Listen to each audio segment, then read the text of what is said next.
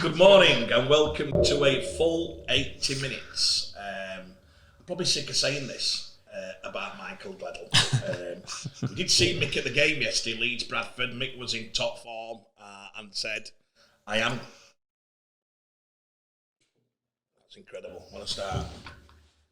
He is, we saw Michael Gledel and he was in top form, was Mick, but he did try and WhatsApp us on the show saying, guys, it's going to be a long night, I'm in the mood. We got certain photos of him with James Bentley, a couple of the players. Full Bradford team. No, I'm just going to move to Jimmy and then I'll let you in. And he's, God, I can't do. He's unbearable. Let me finish, then I'll just build it up and then you're in, lads. So, apologies for Michael Gledel again. Apologies for Michael Gledel again. And apologies for Michael Gledel again. We want you back, Mick, but you know there is something on the full 80 called a transfer, and we've had 3 or 4 people put in a CV. We're all looking for Mick's gig, and at the moment you're borderline getting transferred to. Can't think of a show. I'm not going to say because I'll get told off, but I have got a couple in mind where we can transfer him to. If he doesn't pull up his socks and stop the partying. So, warning for you, Mick, you're on the transfer list till further ado. On my left, we have the one and only Joe Me the Money, who has had a nice weekend. Joe Me's been to 2 games, I believe. Got lathered Friday night, Joe, you told me. You stayed Saturday in bed and you felt sorry for yourself. I was just relaxing, I'd like to call it. So he went over on the Saturday, didn't say anything, and on the Saturday I picked him up and we went on the Sunday. Went to the Leeds match, which Joe's going to open us up with. Jimmy, you obviously intended, you put down in the week you went to 4 different games. You ended up at the Doncaster game where you said, I've got to go Sheffield because I've got all the players. You know, Matt, that's your thing. And you ended You're not exaggerating again, are you? No. I can get the WhatsApp out. Where did you go into another game before? I was going to Sheffield v Derry, and then I nearly went to Leeds Bradford because someone was going to make my debut and then we got backward. Yeah. So Jimmy ended up at the South Yorkshire Derby. Well, you can say it in a minute. And Jimmy went to the South Yorkshire Derby. You're going to get so much hate, it's unbelievable. All right, it's a nice start. I can take it. You can't. You get monk on. Your levels have been very low lately, lads. So I'm just getting you up to it. Joe, start us off. We went to the Leeds match. Thank you for the condescending voice, Dad. I appreciate today's energy, which is very negative, but let's try be positive. Jim, lovely to see you today, pal. You too, Joe. Lovely to see you, Dad. Let's rock it. Around, eh? We're at the Leeds game at Bradford, and great. I think great first half. Exciting rugby. Both teams show. Like I said, we had quite a few show me lads playing. We'll plug our own lad. Jack Walker for Bradford played. Excellent, Jim. Fozzie played, didn't he? How did Fozzie Brad play? Foster, very good. Yeah, that's what I was. Well. D played very well. Some good carries. Tom played, yeah, good. I think it were a good performance first. Second half, it got a bit. I think you can still say there were in pre-season a lot of mistakes back and forth. I think Bradford struggled to complete a set in that second half for about a 15-20 minute period. But again, they're against Leeds full time versus part time. They give it a good go. It was fun, what bit of talent. Young lad Joe Gibbons. Last week it was Lewis Roberts that shone out and did his thing to get his name in the team. Joe Gibbons this week come on in the second half, had footwork for days, looked better than Messi out there with his little side steps, and he played very well. So well done, Joe. And all the show me like it was just a good game and a bit rusty, but overall I think very, very positive. How did Leeds shape up in the halves? Because I know that there was no Caesar or Austin on the team sheet. Did young Jack play full 80? Did Gannon go in there again? Gannon come on in the second half. Gannon played well, but not. Did he play at half? Did he come on at half? For some of it. I think he played at second row for some and then half for some, if I'm not mistaken.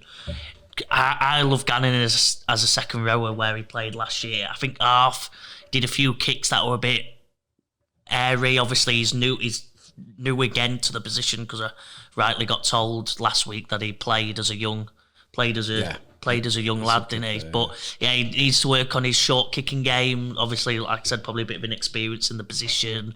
Jack played well, tough running. for people who are scouting Jack, he does this one move, and I'm sorry, Jack, but I've got to call it, and it's work because it works that often. But he does this show and go and hits the line, and he does it that many times, but they never seem to be able to read it. He must have a way of deception, doesn't he? That he does this show and go and goes, and they're always having to leg tackle him because he always just gets that inch through.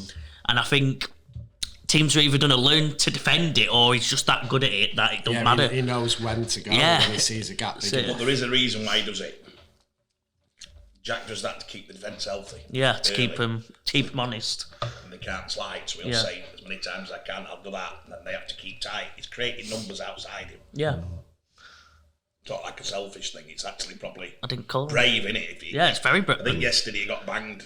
Loads of times, but he kept going. Never even tried to insinuate it were a selfish thing. And that's what I think with Jack. I think the last, the back end of last year and early this year, that word bravery, he does not shy away from going himself unselfishly, getting whacked, knowing that it might create a bit more space on the next go. And he gets some right stick, doesn't he? He gets some right stick. It must be being Kev's obviously son, but he gets whacked. And you can see him. They get into him. I think Tom Holmes gave him a right bash, didn't he? He got two, didn't he? But to be fair to George Flanagan, George pulled out and actually helped him up and said, sorry about that. Was that George Senior? Yeah. The problem with that is, the big problem with this, guys, is Kevin's always got the option to flick him into rugby union at any minute. If Kevin's giving him the skill level to create the rugby league player as Owen Farrell, as young Ford, if that's the way he's going, he'll do it quicker than you think. Because if he keeps getting cheap shotted, he will. That's what'll happen. If the lads, whatever, maybe it's because he's that brave. Maybe Joe's just said that it's because it's Kev's lad and they're thinking, big shot. If you know Jack, what I've seen of him, he's opposite. He's very unassuming, very quiet.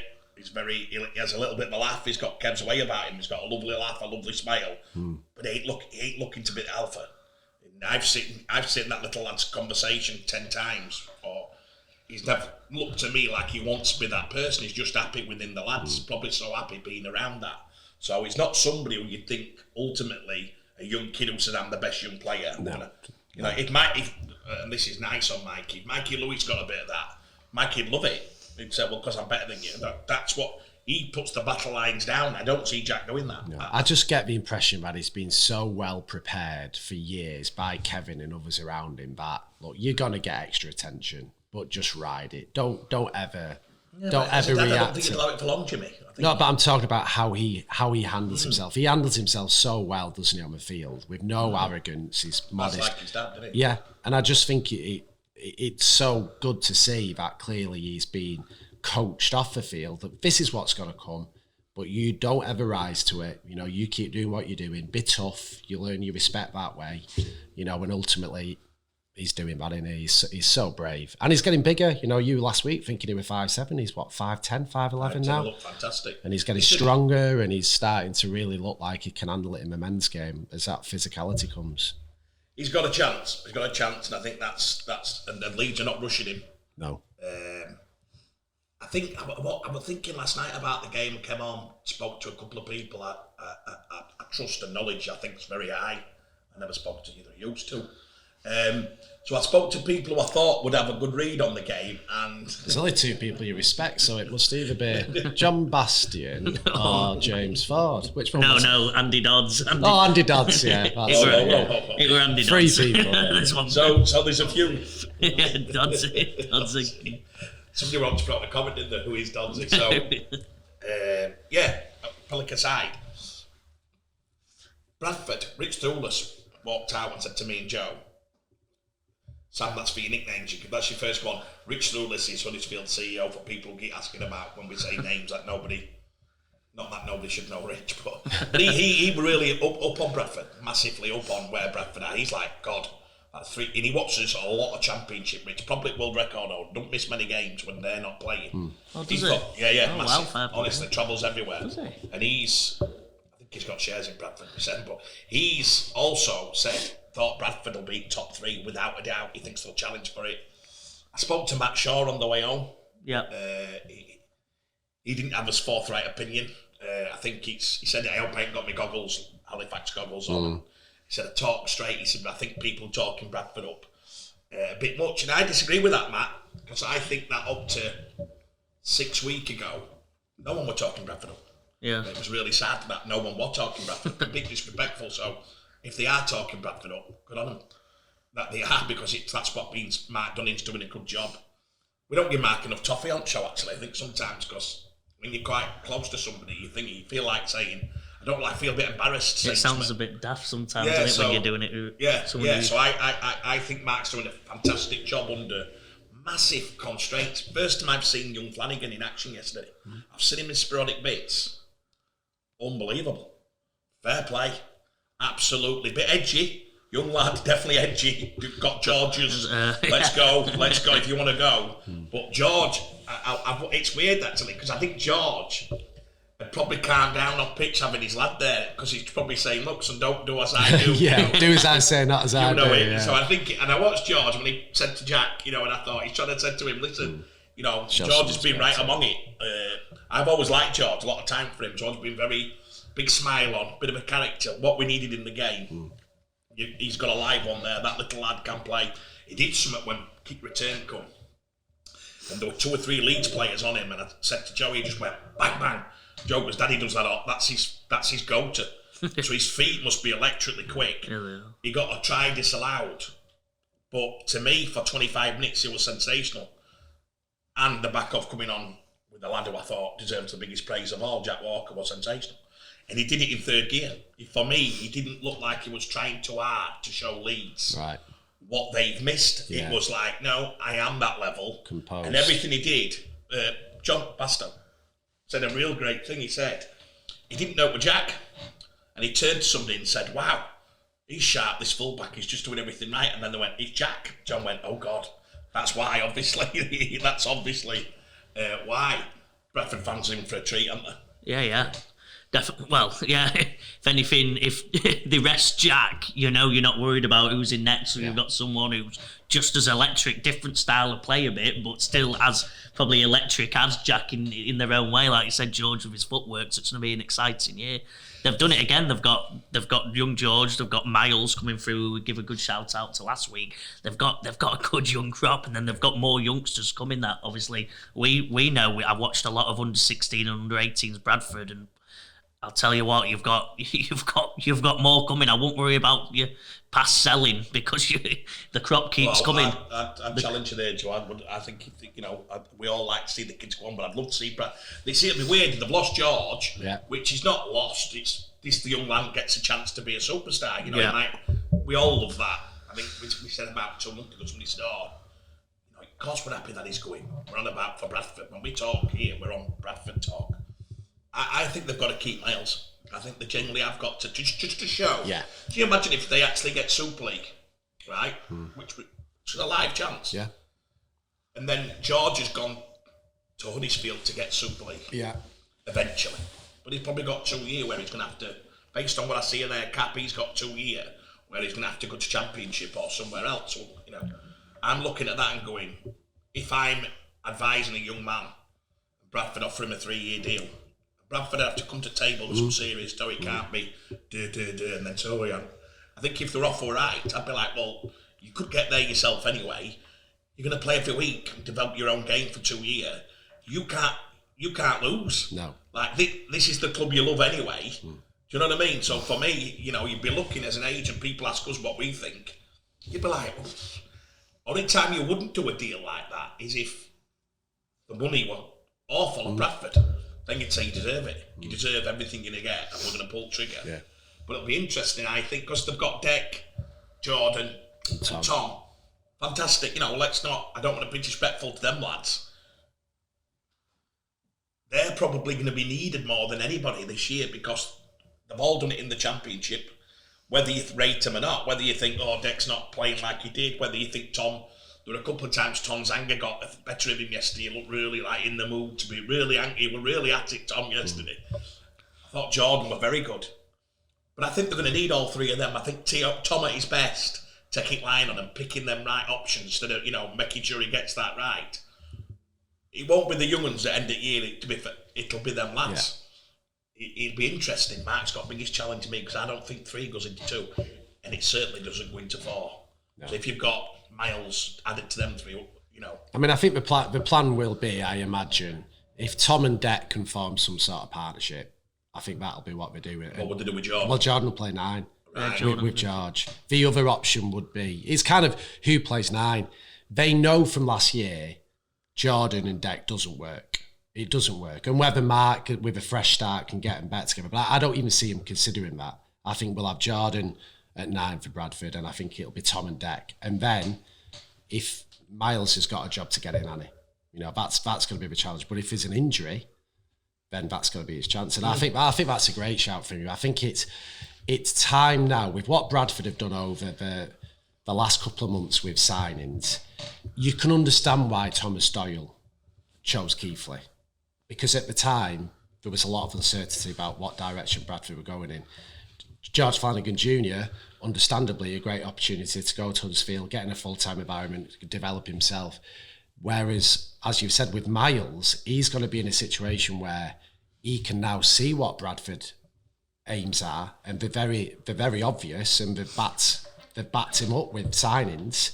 So it could be the perfect time that Bradford do now retain a young up-and-coming star. And Miles Lawford's only critics are going to be, as always, size. Is he big enough? Is he big enough for Super League? He's going to have to be exceptionally good at all other areas to cope. You know, that's what people do. So another 2 or 3 years in the Championship or going up with Bradford, like you said, for me, that would possibly be the best option for him. I'm not saying it's not tough, by the way, but that's what people criticise straight away, don't they? He's too small. He's too small. We actually spoke to a lad, Harry Gray, who was in the Bradford. Hopefully get a few games this year, Harry. But he said we asked him about Miles, and he just said, like, what is it so special about him? Because obviously he's not got exceptional speed, but what is it? And he went, he knows the game better than anyone he's ever seen. He's just got it. And then he's strong as an ox. Apparently he's the strongest lad they've got, pound for pound, he's strongest player ever. So I think once he shows that to the world, that he can handle a tackle and can get in there, that they'll probably get dispelled quickly. I mean, I think that when you saw him match up with young Jack, he did very well. Yeah. We all saw the tape of that game, and he definitely matched up with Jack. If you're going to say Jack, you've got to say Miles, because when I watched them, and they probably Leeds had a stronger side. Miles was the best player on that pitch for me that day. He just dominated. This was last year. Last year, it was. You've got to say it as you see it. He was that person. But I think Bradford have got to make it a bit of a challenge on Nigel Wood and Mark. Definitely. Stop. Do you know what? We said this. Stop the rot. This a couple of weeks ago. Sam's looking at me like I'm going to put that. I think we've got when clubs historically lose a young player, it always blames the big club for coming in. They always blame the young man for being greedy. Very rarely do the fans go and knock on door at chairman and say, "How much do you offer him?" Because what they do is already they cover themselves with the journalist, and this is another thing. If you're watching it and you do like the content, don't be pillared by that journalist. Don't talk to clubs. So sometimes chairman will come out and CEOs and, "Oh, this is terrible. It's been leaked to press." Well, heyo, as you said, first question, do they talk to the press? Oh my God, they do. You know, the journalists won't tell you, but there's no doubt in anybody's mind. So when things do come out, the famous one with Jack Walker, when it came out at Leeds, greedy, not signed, he ended up living here because of how much he got slaughtered. Well, it was terrible, because we all know where that got leaked. Yeah. It got leaked by the club. Somebody at the club had gone to the journalist and said, put a bit of pressure on Walker here. Jack did feel the pressure. Very rarely do people say to a club, "What have you offered him?" Which will be interesting. Because, you know, when you say, "Did you mean to keep him?" Well, sometimes they don't even offer a kid. No. How hard did you try? We're talking $6,000. You're offering a kid, we've offered him $6,000, that's all we can afford. But they wouldn't dare say that at a press conference, because they know them 2,000 people who are paying the hard money are thinking, "You've offered him what?" So what they do is very cleverly manage all that. And how many times have you had a chairman come out and say, "To be honest, we did it for the money. We did it, not the player. We, the club, 100% did it for the money." I've never heard it. No. Have you? No. But in football, you would. in football, if it were Bournemouth, Southampton, Brighton, and they said, "Oh, I've sold somebody 30," yeah, it's what we do. It's our business model. Yeah. Cool as a cucumber, wasn't it? And everyone congratulates Southampton. Brilliant, Gareth Bale. Brilliant this, brilliant that. But then rugby, we wouldn't say that, would we? No. You know, yeah, there's a ceiling. We're so far behind in thinking like that, aren't we? You know, for the longer term prospects of a club, sometimes they might need a period of being a selling club. Of course. As long as they're confident with what's coming through. So. But we're even scared. It's weird, that's what, you know, we're even scared to talk about that. Money, scared to talk about money, aren't we? Yeah, it's weird, isn't it? It's weird when you look at it, and I think that's getting, I don't know if it's getting worse because social media, and I'd love to, we keep challenging this, but I'd love to get to the bottom of it. Social media, there could be 8 people have a negative comment about something, which means nothing to the turnover of that club. Nothing. It's somebody called Spanner who says, "Hey Spanner," you know what I mean? And you're like, wow. But I'm telling you now, the coaching, they're all swaying on listening to it. It's the weirdest thing ever lately I've noticed in my time. They're terrified of making it. We're going to do a bit on a player soon, and the perception, well, I can do it now if you want, we'll do it quickly, and then Sam can clip it, but we did about having inside of the deal, Ryan Hampshire. And one of the things I found fascinating was the perception of Ryan being announced as a Wigan player. How would that be taken within the rugby league community? But what does it, no offence, but are we not on the Wayne Bennett? Are we not on the Wayne Bennett? If you start believing it, you'll be sat with them. Are we not at that? If you were a coach or you are a club and you think you've seen something that no one else has seen, so I'll go into it a bit later, but Matty Pete would know Ryan Hampshire better than any individual person who can comment about him. Yeah. He coached him from a kid. He had a friendship with him when he left Wigan. He never let go of that friendship. He probably told me that if he ever got in that position, that would happen. He's watched him. He clips all his games. He even done a bit with him on his own. So why, if you put that out, would you not just stand tall and say, "This is what you paid me for to make these calls. I'm the man"? But are you saying that, I don't think there's a coach in Super League or Championship who would say that they read and care about the comments? Oh, loads. What, they'd openly admit that? 100%. Well, they They might. wouldn't openly, that's what we're saying. Yeah. Part of the game. Oh yeah, there's definitely I'm not saying Matty, by the way, I'm saying throughout it all, the clubs, the administration, the coaches. Well, that's scary because for me, it should be really simple. And as the social media gets bigger and bigger and bigger, and keyboard warriors get bigger and more nasty and prevalent and negativity, there should be someone going to every Super League club. And if some of these people involved are of an older generation and don't fully understand it, and just simply go, just so you know, you're 500% more likely to get a negative comment than a positive one. So if you've got 13 comments and 12 are negative, ignore them, because that's just how it is. It's very, I think we commented on something last year, I can't remember what it was, but there was a news story, and I remember saying on the show, it was really nice to see that it was predominantly positive. The comments were predominantly positive, and it's so rare. You know, this wasn't it, but something like Tommy Luluai announcing his retirement. Anyone from any club would be like, best tackle I've ever seen, what a career. And, you know, it's so rare that we get positivity. If anybody is being influenced by negative comments, then that's scary. They need educating to ignore it. I agree. And I think in a lovely life, you'd say that, but it is happening, and it does happen, and it is happening every day. And I think you're right, the clubs do, or the RFL, or the players themselves. Listen, if the players had a union, they'd laugh their heads off. Yeah. You know, here's a tip for most players, and we can talk about this now. I had a journalist said to me, I'm not going to mention it, said to me the other week that he was doing a thing on a player, and he mentioned the full 80.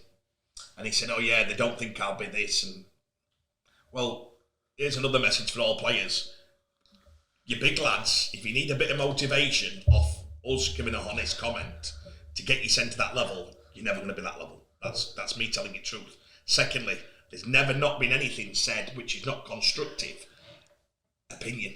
And if we dare do the show, because we're doing a show on constructive criticism, and 85% were positive on here, but if we get answered on this question, we become rested like everybody else. Go and get us next to all the 6 podcasts and programmes, and we'll become just that lovely answer where you go, what do you think? Well, depends how you look at it. How do you think he played? He'll get better. There's lots of growth in him. We can all do that. This is what we've been getting for 15 years. every time I go and ask an opinion of anybody, and I've challenged the journalists on this massively last 2 weeks, I'm like, what do you lot say in their press conferences? Because when I'm watching, no, and then they come back, they don't go for it. They don't say, so if you've got a coach who've lost 3 on trot, surely you're walking in saying, you know, so, A, what's happening? B, I don't like the way our view is, because you're paid to get some stuff out there. And C, do you feel a bit, is the heat on? Wouldn't dare. Do you know the only one who does it, who I think last year it seemed to be almost like that was very objective, was Jenna Brooks on Sky. You know, in post-match interviews, she could be quite cutting. But I think that's just for a headline. To antagonise, different way of doing it. I'm not on about that just to get a reaction. That's it's what a fine clickbait. Balance, I'm on about, if you give an educated opinion on anything which is honest, it's half at time it's fantastic, because otherwise what you're going to do if we all end up in the pool, which Rugby League has been, of saying, you won't remember a paper called Rugby League, not the Express, Rugby League Weekly. Yeah. Danny, him who owned that, I've said it before. He were about us. Never seen no one who went for it like him. Right. Honestly, I rang him up to go to Danny Maguire's testimonial, and he said he couldn't believe I'd invited him. And I said, Danny, he said, who's going? And I don't want to give a monkeys. He just said, who's going? I said, well, you're on our table. And he said, why have you asked me, Craig? Because I do put I does put some real strong opinions, bang. But I think he believed him, but he didn't hold back. I've never seen no one not hold back. He certainly were very critical of Leeds, so he would say, no, we're there. I'm going to say, Barry Maxson and knock you out. You know what I mean? I went black. Yeah. But he said it, and I said, because you were honest. You were always honest about Danny. You called it both ways. You called it honest. And then the best one he did is he said he thought they'd done a disservice at Great Britain England level about Danny, saying that he'd never feel. And he said he could see it. It was brilliant. He'd done his own work. He knew Danny's debut. It was a brilliant piece of journalism, and I never forgot, so I waited 10 years. Right. And he's packed in now. And I feel sad that sometimes, come on, lads, again, for players and clubs, Jimmy, we get asked a question. Joe, you'll get asked a question. I like to think we've all been told on this show to say exactly what you think without any fear of, like we were laughing yesterday, me and Joe were laughing our heads off because a couple of times we were on about Cruz and we were on about, and we said hello to Cruz yesterday, so hey Cruz, how you doing? He was like, all right, and I were laughing, Joe. I goes, if Jimmy's here, because Cruz might fill him in, and we were crying because, this and that, and I thought, actually, Jimmy does come a bit, again, for any player, there's a way to opinionate your opinion, as long as it's honest, Techie. As long as it's honest. I would love any player to come on here, and as we've said, Jimmy, what you want about? You're a tennis coach, Joe, you know what I'm saying? Yeah. Craig, you've never played a game. Joe, you've done. We're all right with it. That's part of the crack. We can't have it both ways. You can't say, this, and then when somebody comes back and says, I think you're wrong. It's the same as anything, isn't it? I think that, I've put the boot into Cruz, but I'd like to think if he did watch it, if he did watch it, everything I say is always been around the World Cup was always relative to McShane. It were nothing necessarily against him. It's just an opinion on what I think is a different option, or what I think, I still think Cruz has got some amazing things to his game. I might be critical of one part, but it's about having an opinion, isn't it? Rather 100%. Than just going, I could go, Cruz is I could answer every question and say, I do think he's one of the top 5-6 hookers in the league, full stop. Or I could go, I think he's nearly there. And if he didn't do this, I think he'd be in the top 2. So it's... You've got it. I agree completely. And that's what, you know what, it'd be so healthy, wouldn't it, if they even when I don't know if you're glad to get this, but when you ask players, it's very weird even with players, if you say, what do you think of him? Just done it this morning. They're very reluctant to say anything. It's weird, our sport. It was hilarious yesterday, right? So after the Sheffield-Donny game, there's a lot of show me lads involved on both sides. And after the game, as we're coming out, you're talking to one, and one of them puts a boot into another one, then we go, you've not got him, have you? And you're like, yeah, I have him. Like, all right. And it happened about 4 times with all different people making a little comment about someone. And it's good, though. It's brilliant. That's what would you do if you were a set of friends in any environment, cup of coffee, a pint, holiday, everyone would get it, wouldn't they? In a nice, healthy way, like I said. So I listen, again, let's all have these opinions. It's fantastic. So back on. Jimmy, how was the Doncaster game? Are they? Wait, a quick word on Leeds. Because I'm imagining everyone, even when Mick's not there, we're on about Bradford. We missed out a bit of Leeds there, didn't we? I think Myler played half. At half? Yeah, right. Myler was the other half. I was just thinking there when you said half, so I couldn't remember for a second. But it were Myler and Jack for the first half. Myler did all right, didn't he? I think, to be honest, Myler looked actually... I might get told off for saying this. I thought Myler looked better at half yesterday than he did at full back against Lee. Maybe that's against the different standard. I thought, in a nutshell, I thought that in that league game. It's your opinion. I don't agree. No. With it, but that's what I thought. I thought he managed the game quite well yesterday. Well, that's what he does, isn't he? Yeah, he managed it well. He reads the game smart so well, kicking. He's a classy player. There's only one question about Myler. Again, if we've been a bit critical, is how many games has he got in them legs? Is he just going to be good for 15? There, I don't agree with you. Can he read the games? Probably unbelievable, but he's not a game manager. I'm on about how well he reads the game. I thought I thought he managed. I don't think he can take the ball around the pitch because he can't kick enough. I thought he kicked really well yesterday. I'm not saying 15-year career. Are we saying Myler? No, I'm saying yesterday. Yeah. Yesterday. Do you think so he played against Lee at full back. I thought he did all right, probably like you said. But then against Bradford yesterday, like I said, maybe because of the team difference, I thought he actually managed the game. His kicks always found space. His kicks a lot of the times found the ground, and he did. I watched. He kicked early, you mean? Not all the time, no. I thought Myler played pretty well and managed the game quite well. Whatever his career suggests about managing a game, I thought he managed the game pretty well. Just in that small bracket, he managed the game pretty well yesterday. For most people, he's been that really Maguire. But that might come with his age, as Danny learned, didn't he? Later in his years, Danny learned to be one of the game's best manager by the end of his career. When in his Danny took the line on all his life. Richie didn't. Yeah, but that's just saying this game. You're making it a whole. I'm just saying from what I've seen, and maybe also, there is a position for him at half as a fill-in because we were worried about. I think we made comments in the past. Oh, what happens if Austin or Caesar gets injured? Because then they've got young Jack quite ready to maybe be consistently week in, week out playing for Leeds. We're like, we're not sure yet. But I think Myler could, from what I saw yesterday, I thought Myler, I wouldn't be as worried about Myler filling in as maybe I was before. Right. Yesterday gave me a bit of thing that he might have learnt a few things and learnt to manage a game. I think and he had a steady kick on him that found space. He read the game well, hit spaces when he needed to with his kicks. This is my take, and I think that there's no doubt about it. Myler is probably still learning under Rowan Smith, and Leeds' job this year. Myler's played loads at half throughout his career. He can definitely play at half. If he's improving at half, brilliant for Leeds. I think one of Rowan's main objective this pre-season has been to work out what he will do when he loses Caesar or Austin. And he's got that option of bringing Myler in, which I believe will be their first option, definitely, and moving Ash to fullback, because we know how good he can be there. I think I've got a big comment. I wouldn't say move Ash to fullback. I think Ash is the lead starting fullback. Yeah, right. Well, ignore that for now. I'm just saying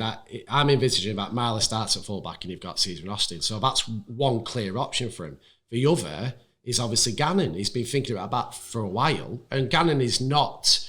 I don't think anyone would consider him as anywhere near a complete half. But what Gannon offers is that defensive solidness, like when he picked Jared O'Connor over Cruz, because he wanted that defensive solidness. So these are all options that he's investigating for what to do if they lose Caesar or Austin. Well, I'll answer it in a different way then. I'll say from what I've seen in the pre-season, I would put Myler in at half before Gannon. Yeah, but I think that's general consensus. I think that will happen.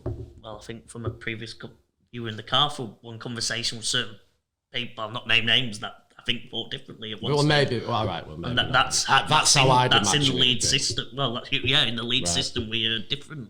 Listen, it's back to Richie. Richie would be the best.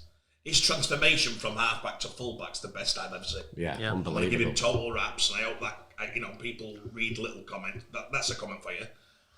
and it affected us directly because Jack was the fullback, you know. So I was willing to put the boot into Richie at every angle. You know, if somebody sat having a sandwich with you, you're like, he'd never be a fullback. Even though he's just caught a ball and made a rate break, you're like, oh my God. But ultimately, it was one of the best, whoever did it, and how he took on it, and how his form hit for that year and a half, I can't believe it. You know, he was absolutely sensational. Yeah. So I'm lucky enough to see Myler in his pom at 17, 18 when he first came on scene. We played him in the Northern Rail final. His anticipation of player was breathtaking. And he had the pace, he had Danny. He just wasn't, just in my opinion, he wasn't physically that, and he didn't take the line on. So he's always had, I think at Warrington when he come through at Salford, he always had a bit of a kicker, and he managed to, he'd score about 15, 20 a year just on shoulder. Warrington, you could just see him, Catalans. If Richie had stayed at the same club, you'd be talking about him in big tones. Because he's been a guy who's moved every 3 years, for whatever reasons, Richie doesn't get the players' respect. As in, if you say who's top 20 players you played with, Richie won't be in any of them. But actually, if you look at his career, you'd have to talk about it. He'd have to be in the mix. You get me? Yeah. But Tell me a player who's played Super League, the games he's done, at 2 different positions, and done what he's done at that level. I bet you can't get 5. I think a couple of grand finals in him as well, isn't it? It's only Callum Watkins moving from centre to back row and Miley moving from half to fullback are the 2 greatest transitions you can think of in a long time. But I know what you're saying. We might not name him as the top 20 best players I've ever played with, but if you asked anyone who's played with him as who understands and reads the game, I'd imagine he'd be most people's top 3. I don't, honestly. I've never heard. I'm only talking honest. I've had the GO.A.T talk, or best players you played with, or this player. I've never heard in all these years, and I think that usually comes with. So if you said Warrington, they'd say Brazy. You know, honestly, they would. If you said to Warrington, I'm talking about the specifics. Specifics of anything. I think every Leeds player I've spoke to is saying Myler's understanding is but second to none. Top 10. Is an all-round player. Try it. I'm not disagreeing with you. I'm talking about this one aspect of his game which is exceptional, which has allowed him to reinvent himself. It's allowed him to end up doing what he's doing, and I imagine will probably play as many games at half this year as he does at fullback. I don't think he can play that many games at half. I think he can. Somebody's been a massive failure at Leeds. I don't think it does. We're talking about 1 injury to 2 over 30-year-old halves. Let me finish. Disagree. That's all right. I love you to disagree. I don't think if Austin does only play 10 games all season, on the money them lads are on, it's an absolute disaster for Leeds. Like, as a thing, that's a disaster. Well, yeah, so you even can't help injuries. No, but you're even thinking of it. Fancy picking a player and going already. Why do you think Leeds are going to get injuries and he's going to play loads of games? Every team gets injuries. It's the biggest factor in rugby so you league. Think he's going to play loads of games? Who, Myler? Yeah, I can see him playing 10 games at half this year. Definitely.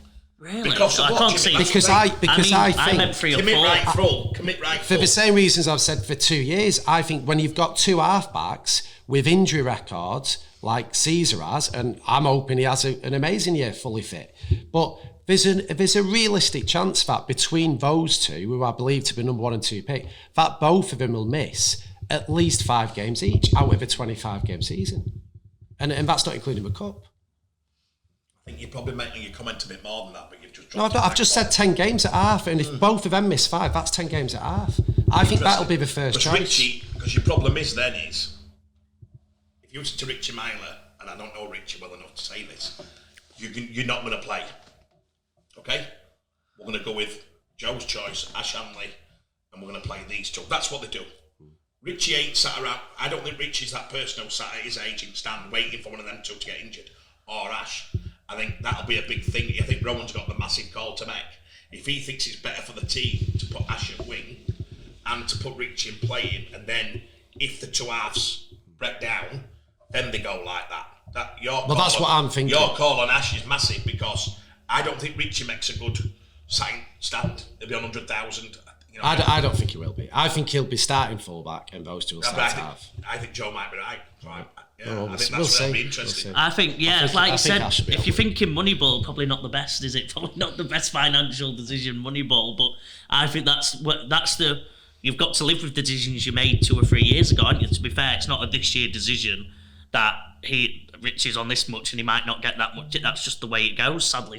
In sport, every team has cap issues that they make mistakes on. That's just any sport in the world that has a cap makes some, not mistakes, but makes some decisions 3 years ago that might not work out 3 years later in that year, but did work out the 2 years before. Probably, in my opinion, like Richie Myler this year, because I think he will be that fill in the gap player if Hanley has to play wing for some reason. If a winger or two. He's not a bench player, is he? You're not going to have Rich on a bench. No, I think. Well, this is why I go back to that league game. You're not going to see, for me, Richie Myler in a friendly at Lee on a cold day coming on and tearing it up. No chance. But come back first game of the season against Warrington, and when he gets into it, I think he'll have a great year. I really do. But I think what Joe's saying is if you watch Ash at full back, and listen, Ash is a player that will be 100% at his age in every game he plays. Yeah. So he's bound to look amazing. I don't expect Myler to look amazing. No, what's best for the team?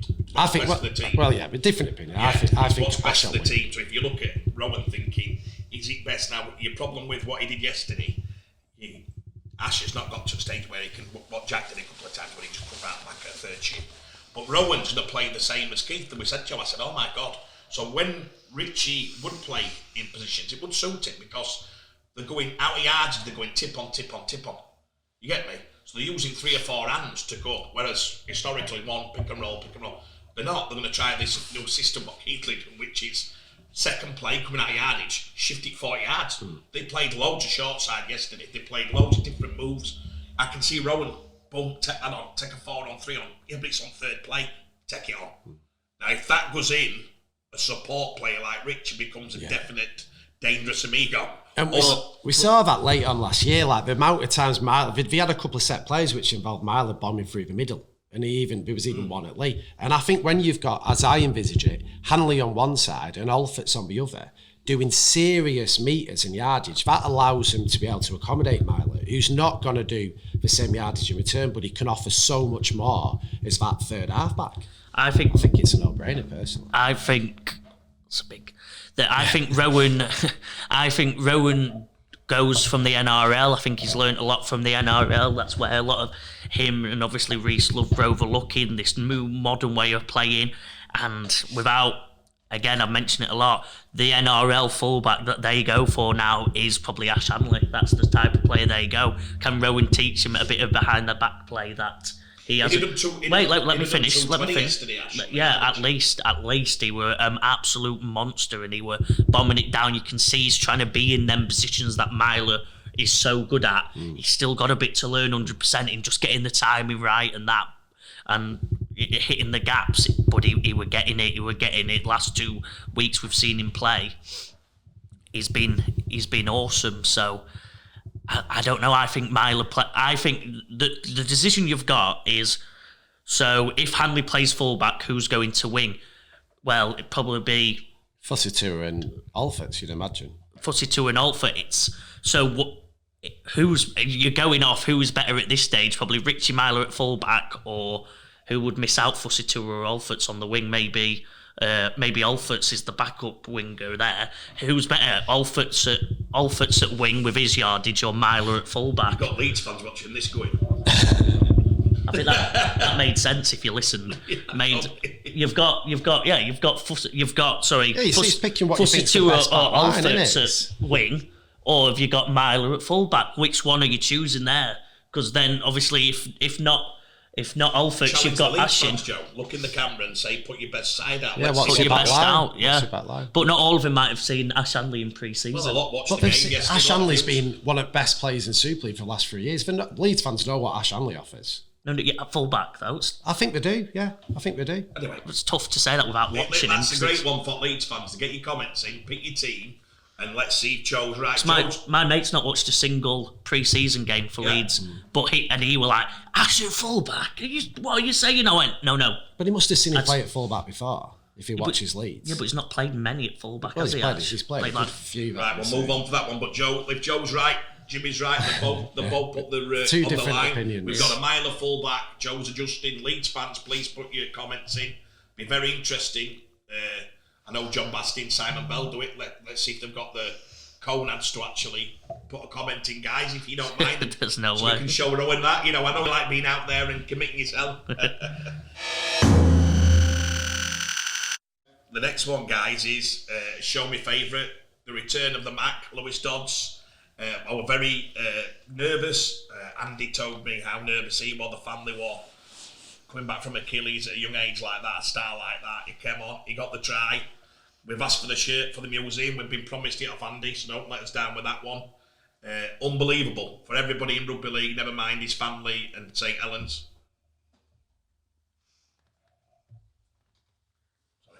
And why should that? I'm loaded up the pre-season games. Watching, I was looking for a bit of reaction. I looked down and you've just gone for.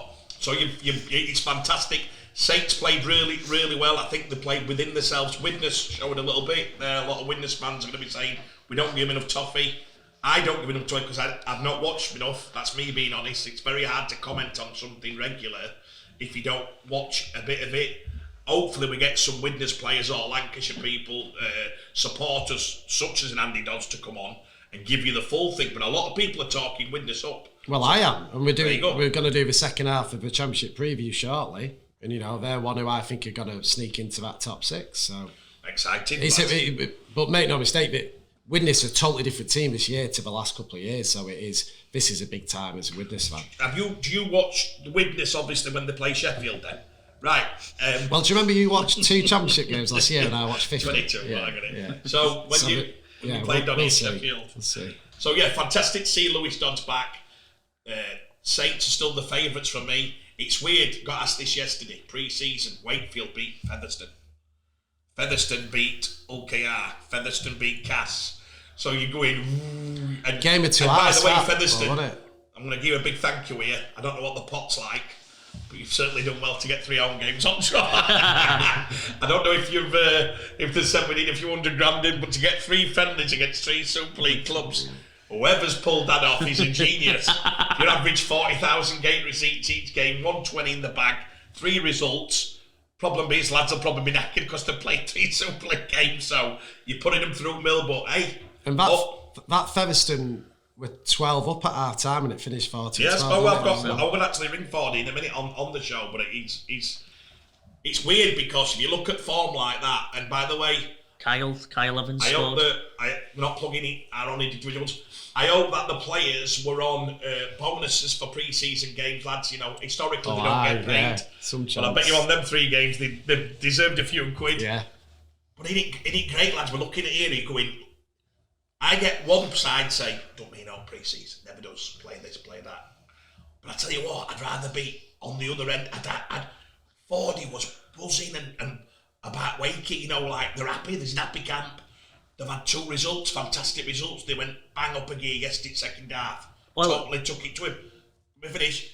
James has said, you look at that, then you've got OKR, who this week or next week play Leeds. Yeah, this week. Well, this week. Now, if that goes down, who's in best position going into season? The one who said it's all right, it's only pre-season, or Mark Applegarth and Fordy, who've had an unbelievable pre-season. Everything's gone well, no injuries. 2 out of 2 results or 3 out of 3. But it's beating Featherstone by 2 points, an unbelievable pre-season. For them, yeah. Won by 2 points. I thought it was 14-12. No. Like 24. 24. And sorry. Featherstone have put 30 on. 24-12. Yeah. Week before, they put 30 on KR. Yeah, I'm with and you. they put 30 on Cass Boxing Day.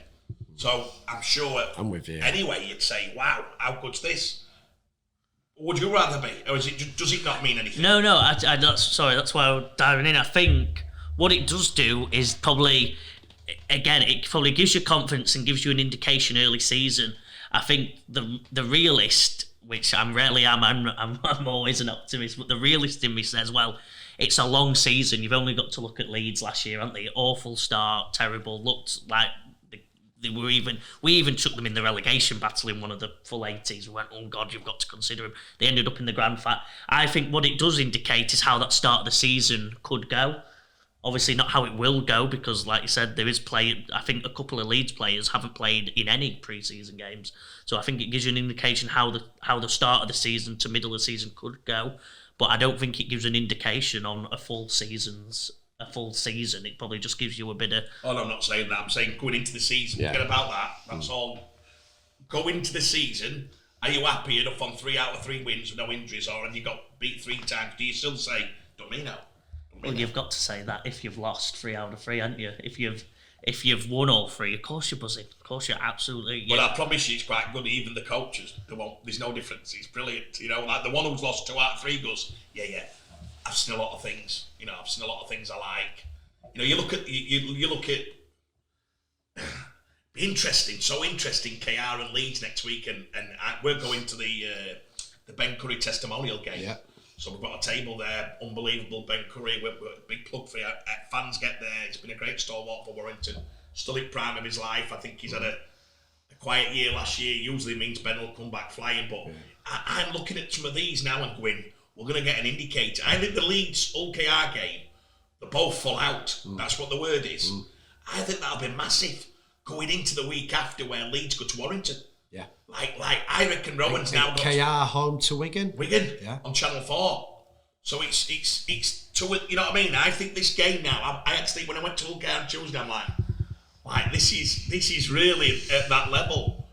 Hull beat, you were there, I think they beat Sheffield, you said? I went there, but Hull snuck past them in the end. Snuck past them, but you're looking and I'm thinking, Catalans, we never get to see Catalans whether they're strong or out, do we? It's very hard for us to judge anything on Catalans.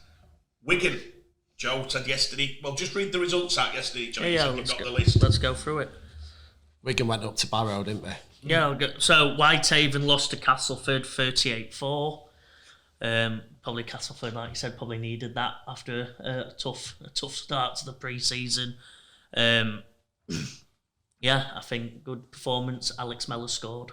Pretty strong team from Castleford. Yeah, I think they did. Macca didn't make the trip, but they went for it. Bit of positive. And then Barrow played Wigan, and I think Barrow won 26-14. Wigan's was what you'd probably say is their reserve side or young players. I don't think they had many first teamers in. There were a couple of lads, I think, for Barrow. Barrow have had a pretty good pre-season. I think on the show, Jimmy and Mick put them down a bit, but I said they're there, so I'll just get that dagger in quick. But I think they're there. Rio Corkill, another shout out. I'm getting them in as quick as I can. As not Mick, I think he scored in every pre-season game so far. Come from Saints, looked awesome. Wigan. Like I said, they're probably happy with that if their reserve side had a good go against what could be. Well, we don't know where Barrow will be, but could be a strong Barrow side. You who knows? Like you'd want your reserve side to do well against a champ, but it's tough for a reserve side to beat any champ team. I know Leeds reserve played Hunslet last year, and it were a very close, tough game. I think normally you look at reserves playing top League One, and that's normally a similar one where to face a good champ side and have a good game against them. I think it was 4-all at half time back. Yeah, really tight first. Yeah, Barrow scored like 3 in the final 15 minutes, I think, to really kick on. Yeah. Batley beat Hunslet 20-12. Yeah. Sheffield, Jim and Doncaster. Sheffield 36, Doncaster 24. What was your game report for that? It was a good game again. It's pretty, and this is the thing with pre-season. I think unless you've been at the game like you were at Leeds and you see how many players are involved and how many changes they make, you usually get a 20-minute period where you're getting both teams at the best, and then there's so many changes and structures going. But I think for both teams, the positives were probably more in attack. Donny will be very happy that they managed to score more points against Sheffield than Hull FC did. So that's a real positive for Donny. A little mention, as I told you boys this morning, Elliot Hall, who's gone to Doncaster from Bradford, looked exceptional. Everyone at Donny really excited to see what he's going to add this year to their attack. He's so quick and dangerous. And Sheffield, after last week, it don't get much better than what they did last week in pre-season. So you could see that the quiet is up for it. Some of the players, the Ben Jones Bishops and Tyler Dickinsons, who were just going to have a half an hour run out ready for next week, they approached it in a different way. So certainly not as positive for Sheffield as last week was, but again, it don't get much better than last week. So yeah, as far as pre-season friendlies go, plenty of points, entertaining. Both teams looking like they'll score plenty of points this year in both their leagues, and as always, a few little defensive things to sharpen up on. Yeah, Oldham beat Rochdale 18-14. Oldham could be a little dark horse in that League One. I think they've actually made secretly a few good signings. Rochdale have gone very, very young. It's pretty much, I think, a 90% a whole new team for Rochdale. They've had a complete squad rehaul, so I think they're just trying to get the mesh right, figure out who's who. I think they've got a very deep squad full of a lot of young players, and they're trying to figure out. I think I speak to Owen, and I think he said that half the team didn't play, and they'll play in the Salford friendly next week. So it's going to be a completely different team next week. So they're just trying to figure anything out and find the cohesion of the team. Obviously, as we discussed, Leeds beat Bradford 24-10, and then Wakefield beat Featherstone 24-12. Half time, Featherstone were up 12-0. Wakefield come back in the second half to win. It's quite good because we could actually read about it in let's say your views on that. Do pre-season, because what I want to do now is put the lads on the spot actually and myself and say, right, what I had pre-season in my head, have I changed my mind on anything? Well, I definitely have. Oh, I like that. And I don't mind admitting it. Yeah. That's what you do if you're honest. So, but you know what my answer's going to be, don't you? So I genuinely believe. So watching what I've seen, I was saying Wakefield 1-3, 1-2, whatever it was, to go down. I don't know what it was. The 2-1. No, the 2-1. They're not odds on. Now I'd give you my answer on this. They won't go down. You can copy this and tape it. I've already seen enough. I've felt enough off the lads. I've felt about the atmosphere. The coaches are absolutely into it. The improvement's going to be massive. And I won't like to be playing Wakefield first month. Woe betide you. Because I think they are on the wave. They're on the surfboard. And I think the other clubs who should be nervous will be nervous. And I don't think they start nervous. I think Wakefield win. In fact, here's a thing for you. Wakefield win 2 out of the first 4. Well, I'm going to have you on something here, because if the team's expected to be down the bottom, you've got Hull KR top 4, Lee top 6, and Wakey not going down. So who are you putting? Yeah, who are you now putting down there? That's it's good. easy, That. It's easy. It's not good. It's just No, it was good. It was a very good point. Yeah. Oh my God. I would say Relax them shoulders, son. Relax them shoulders. You're tense. You're tense today. I would say both Hull clubs have to come better, and I want to see this week. That's what he's changed his mind on. So I think both. No, I've got a few more. I'm both of them, because I've probably got Catalans. Unless I hear something good out of Catalans in the next 2 weeks, I'm putting them a bit further down the pecking order.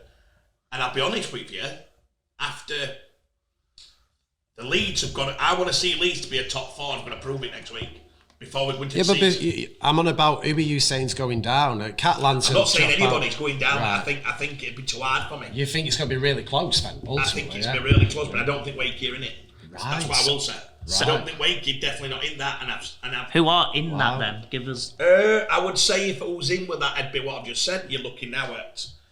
So you've dropped Hull KR right But not down. no, I don't drop right down. What I'm saying to you is I have no idea at the moment, apart from that Wakey will not be in that. Wakey will not be in that bottom 3. Wakey now for Bottom me. 3? I think they're mid-table, and I've made that in 3 weeks. And the vibe, Cass got it in 16 and 17. It's this vibe. When you must do it, I hope you do.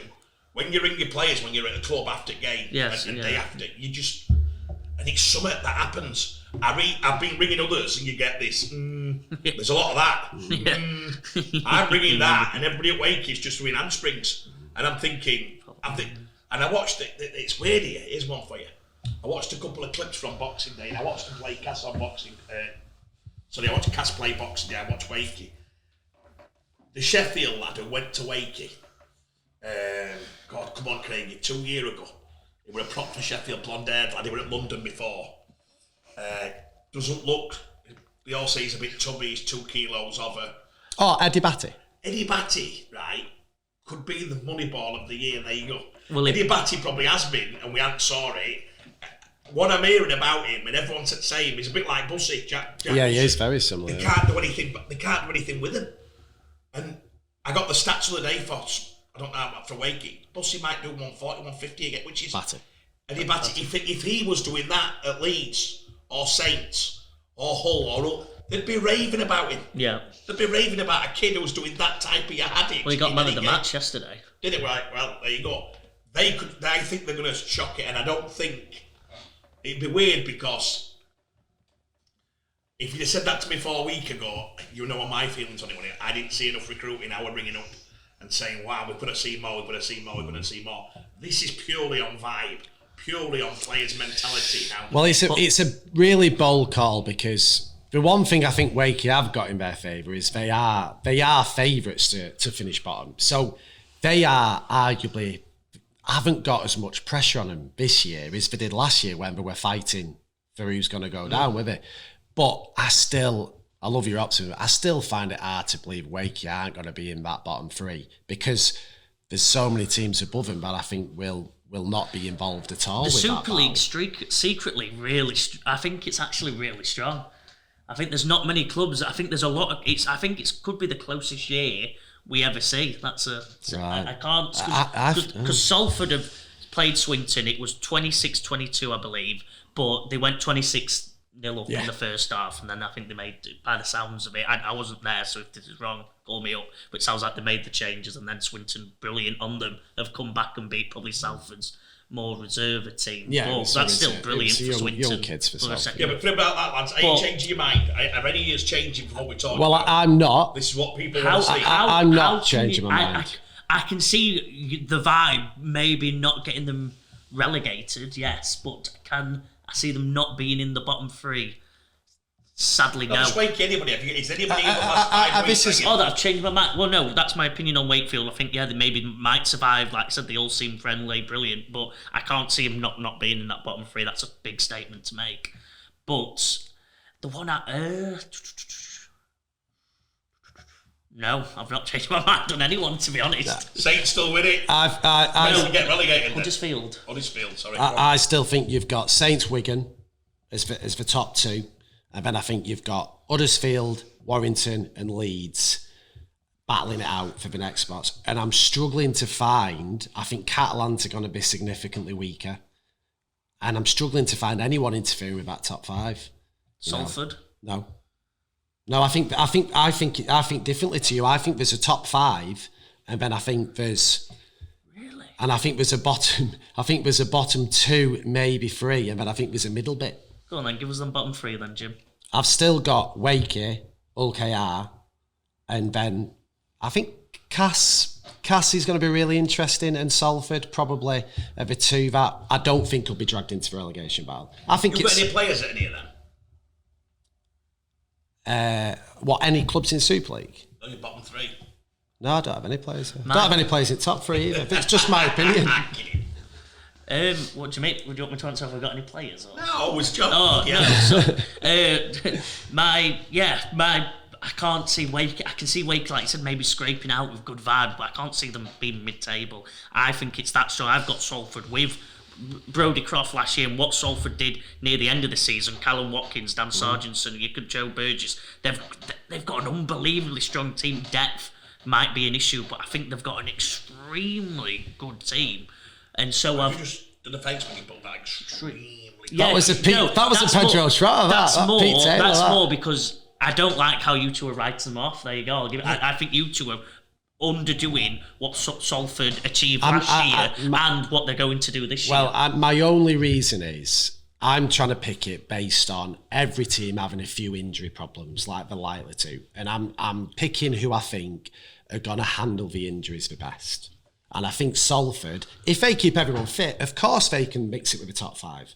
But likelihood is they won't, and they'll start looking deeper into the squad. I think it is going to be a tough year. I think it's going to be a bad battle.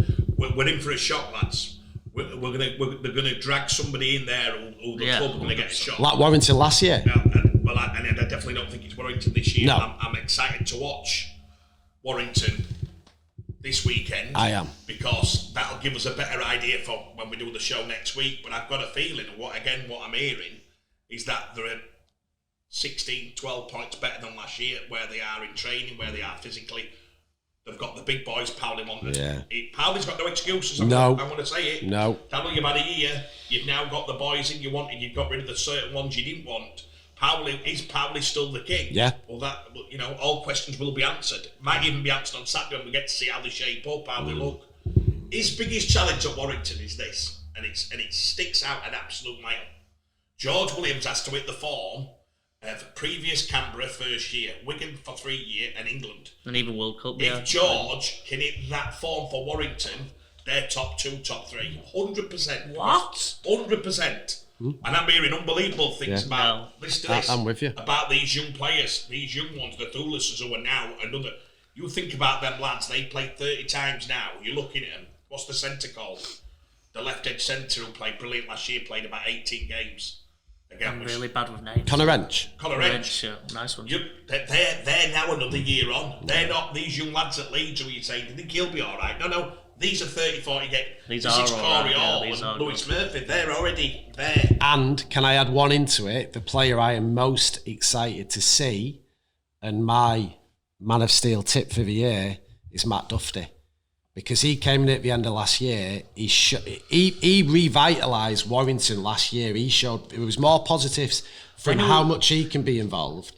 And if they get him flying, I think that, like Warrington this year, I didn't have him last year. I know you two got hung for that. But I'm with you. I think they are the team who are most likely to mix it up with Saints and Wigan. I think Leeds and Huddersfield will be good, but I can see... body on the line and defend and do the things that he has to be. I think there's magic. He's got his feet are unbelievable. Attacking what? He's going to score 20 But I watched tries. a lot of them games, and the other side was shocking. The other side has to be better. He has to be challenged to be yardage and the defensive side. We know he can play. He did it over there. The reason he's in it here is because he couldn't do the other stuff. We might get away with it here because you can cover. Yeah. But I'm hearing good things. I think it's Powley's biggest year. I spoke to Fitzy last week, and we talked about a lot of things. And I think there's still a nervousness because they went into last year thinking this is it, and then the famous Lancashire songs. It's always Warrington's year. Yeah. It's always yeah. And I think there's still the nervousness. But I spoke to Simon and Carl, and I think that there's going to be something special happening there. And I think he probably can get off to a good start next week. I know it's a friendly, but if you can put a marker down, they go into that Leeds friendly. That game is massive. The first game, because it could tell you whereabouts. Listen, if somebody's going to get a run on Saints in that first 6 weeks, Saints are all geared up to play World Cup. So if you're going to get a run on Saints, it has to be in that first 6 weeks. If Warrington think they can do it, if Leeds think they can do it, and if Wigan think they can do it, get stuck in early because you could be 6 or 8 points up by the time it comes.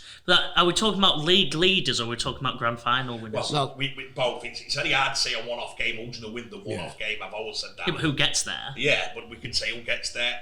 Historically, if you do win the league, you have a hell of a chance because you get the home draw in the semi. A lot of things are in your favour. Yeah, I can't look past Huddersfield, and I think I'll say it. I'm slightly worried with Cass. I just don't know. Can Radders... Radders seems a lot happier. He said last week, Radders looked all right. A bit shocked with some injuries. He said we've had a couple of bad ones. Yeah, they have, but he said we're still in a strong position. I think it'll be interesting how, let's be honest, Macca's back to form. He has to be that. He lost his England place because he didn't probably play to anywhere near the level he'd let his St. Gutton from the Man of Steel year. If Paul's back to that level, he can get them galvanised. Wouldn't be surprised. Here's one for you. Wouldn't be surprised if the half-back ends up at full-back with him. I've just got a feeling. I don't know why. I just get a feeling in my heart. Now everyone said, what about Evans? 100,000. He was the biggest signings they made. They thought he were close to England full-back at Salford. Yeah, at Salford. Absolutely. I don't know if that's... I'll be honest, I'm calling this straight. I don't know if that's actually worked. Don't know if some people are just homegrown, like Evans, might have Salford suiting everything the way the coach. Salford, you'll get in trouble, yeah. Someone's comment, by the way, I think it was Wonky Donkey, it was brilliant. It was like every time you say Salford wrong, a fairy dies. Salford. Class. Keep them coming, Wonky. So yeah, Salford sat there, and I'm looking at that and thinking, what Evans just suited to the way they played. He got a free go with it. Cassius is a total different ball game. And he got hammered by injury early on, didn't he? Yeah, but it'll be interesting because if Widdop does go to there, I don't know. I've just got a feeling that's going to happen. Well, I think what they will need is Widdop to maybe bring form from 3-4 years ago. That's what I think they will need. Miller's on his day is brilliant, but a bit inconsistent. I think on his day Miller can match any half in the league, but that just doesn't. at Wakefield, it didn't come week in, week Well, out. we discussed that when we done the ins and outs of Cass in a minute, Yeah. haven't we? So you've got that. You've got Widdop needing his form from a few years ago. And then, like you said, you need Mamo. There's a lot of players at Cass that I feel like on the day, like maybe, you know what I mean, like a Challenge Cup on the day could get to a Challenge Cup final and do very well. But I just don't know if there's the week in, week out consistent players at Cass. They've got a lot of inconsistent players, I think. Well, what I'd say, well, it's just that on the thing. Right, I'm going to finish off, lads. We've got 2 agendas to finish off with. First of all, for the viewers to join, a bit of interaction, give us the signing of the year. I haven't given you no time to preview. Yeah, that's off the cuff, innit? Super League signing of the Signing year. of the year, yeah. Give us a signing for people to watch and go, wow, he's called that brilliant. Or can I be safe, or how risky do you want it to be? He don't know who's asking risky, sir.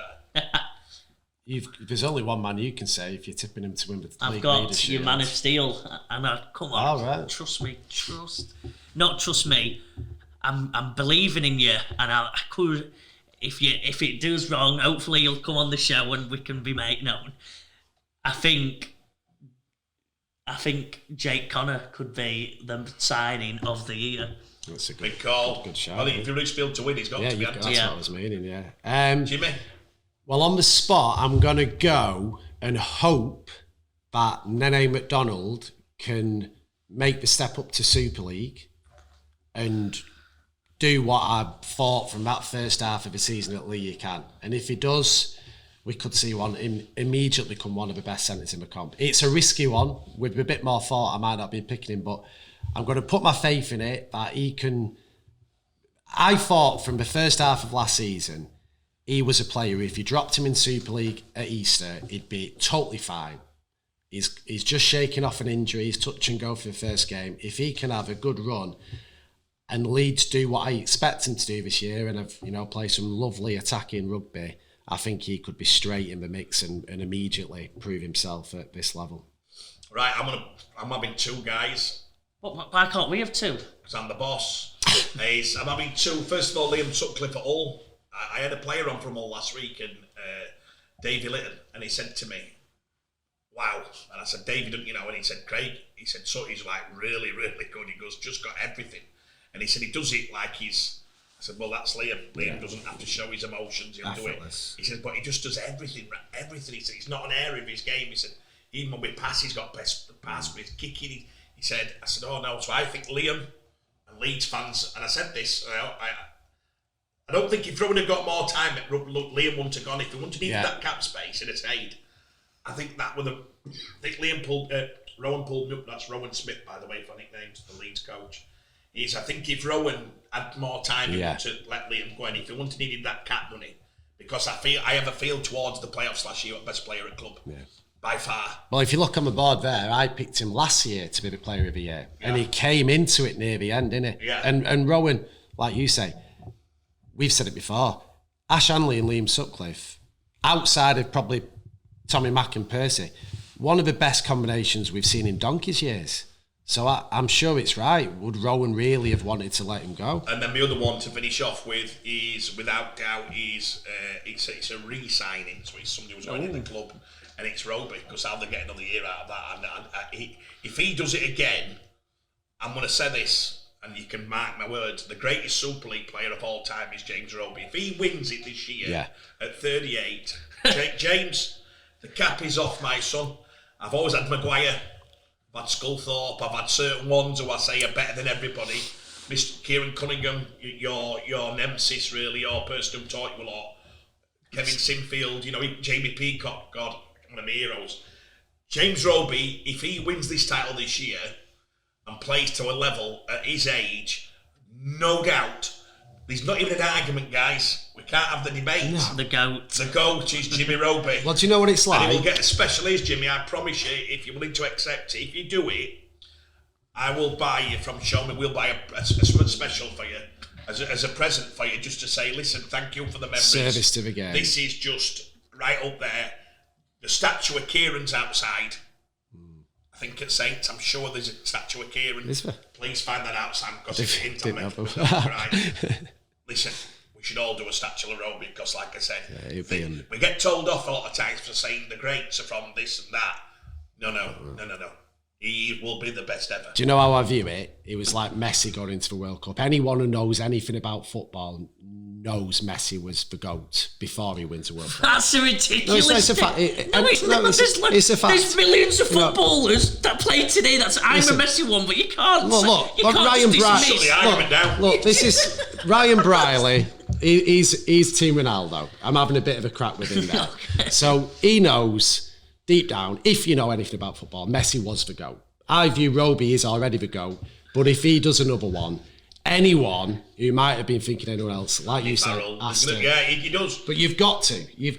No one's going to argue with Messi now, and no one can argue with Roby. People will still argue. They can, but they don't understand. If you don't understand, that's their making problem, these very isn't it? tough statements. It's a fact, Joe. And please put your comments in, please. Again, we want your interaction. We're willing to do the comments of the show.